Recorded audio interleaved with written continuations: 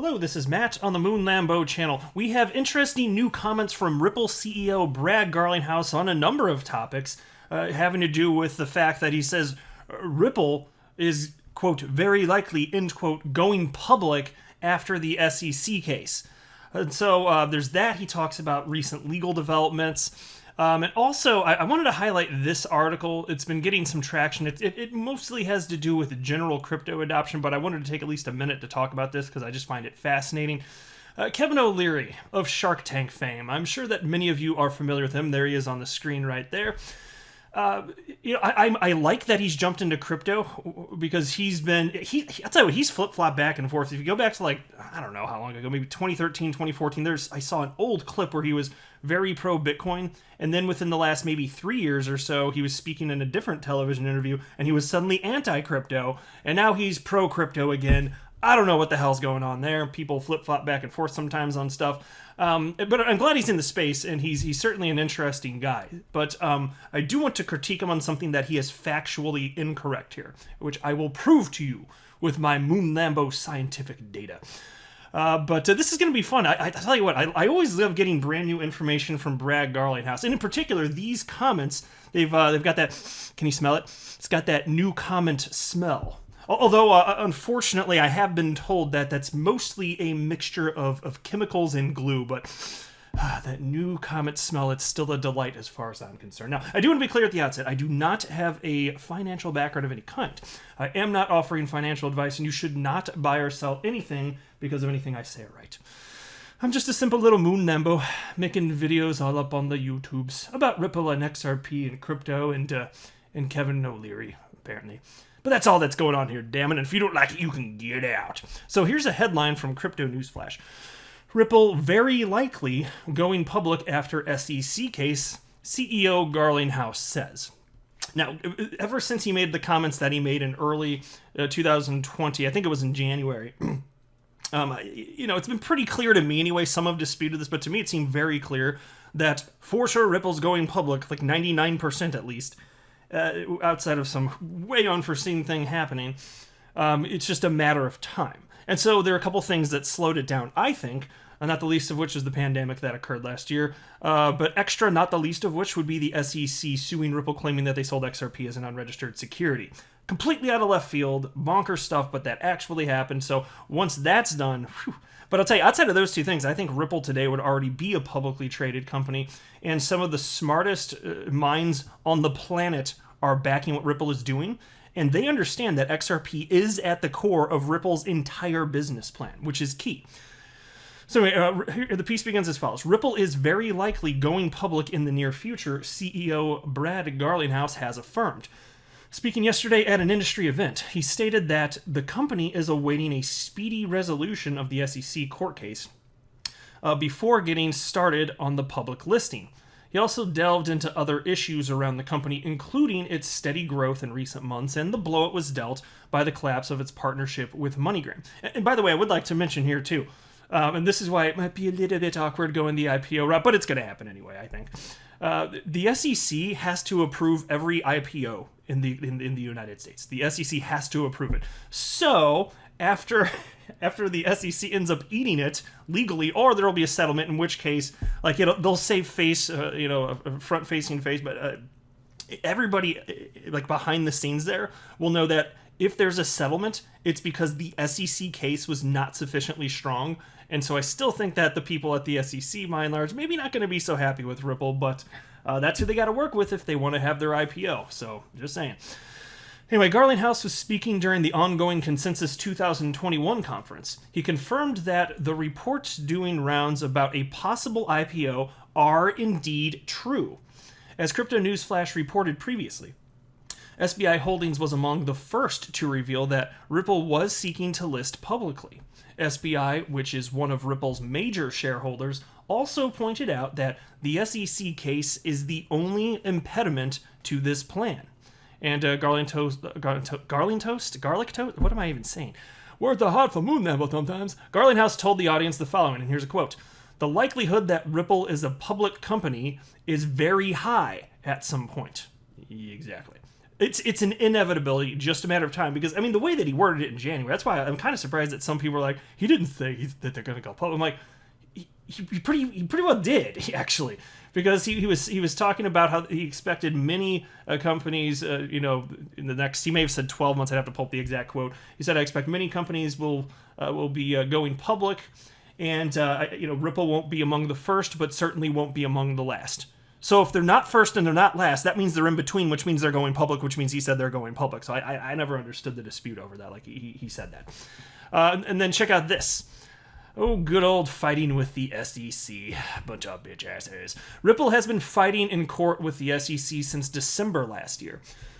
The then chair of the regulator, Jay Clayton, filed... Words are super... I don't know what's going on here, guys. I promise I did not just have a stroke. Jay Clayton filed a securities violation lawsuit against the firm, claiming it had been selling securities illegally. Ripple has fought back fiercely. In the latest edition of the Ripple vs. SEC roller coaster, the company asked the court to force the SEC to reveal why it classified Ether and Bitcoin as commodities, but XRP as a security. The court recently granted the company's request, and the SEC will, if unable to have the court reverse its decision, have to lay out what it has against XRP. Yeah, and that is true, and at this point, a reversal in that is infinitely unlikely. They're going to have to lay this all out. But it's not just about XRP. They're going to have to lay out their case as to why specifically they came to the conclusions they did about Ether and Bitcoin. So then you compare Ether with Bitcoin with XRP, and you're going to see there's a whole lot of overlap in terms of the way that they've been adopted and are used. And then you're going to be scratching your head saying, okay, well, if this one is not a security and this one is not a security, then how come this one is a security? Well, there's no logic behind it. I don't know the reasons for sure. Who knows? That's a big part of what this court case is. We want to find out. And so, frankly, if there ends up being a settlement, maybe we're not ever going to know. But hey, whatever. As an XRP holder, like, I'd prefer clarity. I think we all would. But as long as we at least get finality with what's going on with XRP, I'm fine. Because even if you don't technically get some sort of declaration that XRP's in the clear, if there's a settlement, you can't go after XRP again. Like, who would who would a stakeholder be? Like, other companies that have adopted XRP and are building on top of the ledger, most of that's within the last 3 or 4 years. And so, like, if you want to try and bring something against them, I guess good luck. But I don't know how you're going to say that when they clearly have no permissions. You already failed with Ripple. I just don't see it happening. I think, frankly, from a legal perspective, you'd be pretty damn well in the clear. But here's a quote from Garlinghouse on this. The good news was the court did grant Ripple's motion. All we've asked for 2 to 3 years, is that regulatory clarity. And so I think this is progress. Yeah. Well, there you go. And so that's why, given the fact that it's provable that Ripple's been asking for this for multiple years, their fair notice defense, it's one of many reasons that it has actual teeth. The SEC pretending like, no, there was clarity. They decided to just ignore it. When Ripple's literally meeting with the SEC every week, telling them in full transparency what they're doing, no indication that there's going to be an actual lawsuit for years on end. Yeah, here we are. That's why it's just... We don't know what the rationale was. We can't know what's in the hearts and minds of these people. But whatever it is, it's toxic. It is not good, and it's not in line with what is just in the world. Anyway, the piece continues. As he said in the past, Garlinghouse reiterated that the SEC is the only regulator globally that seems to have an issue with XRP. As reported by CNF last month, Garlinghouse went on Fox to call out the SEC for its relentless vendetta against XRP. He asked at the time, quote, given the similarities between XRP as an open-source, decentralized technology, how is it that one can be determined to not be a security and the other is a security? End quote. Yeah, good question. Let's hope we find out. Garlinghouse doubled down on this argument in the recent event, and he said the following. Here's a quote. In fact, the United States is the only country around the world that has XRP as a security. Every other country in which we work, they view it as a currency. One of these things is not like the others, my friend. One of these things. The CEO revealed that Ripple has continued to onboard new partners despite the legal woes. However, he conceded that the end of its partnership with MoneyGram was a great blow to the San Francisco-based firm. Yeah, true, but again, it's because of the SEC that's very clear at this point, and here's a quote indicating such. This is from Brad Garlinghouse. MoneyGram and Ripple had a consequential relationship which resulted in a couple $1 billion of on-demand liquidity transactions. We paused that partnership in hopes of getting regulatory clarity. Now, for those of you that are new, when he cited on-demand liquidity there, that requires the usage of XRP. So he's talking about a couple $1 billion worth of transactions via their proprietary software, which is on-demand liquidity, which used XRP. Incredible stuff here. All right, into the next piece now. Shark Tank's Kevin O'Leary says Bitcoin's institutional adoption is BS.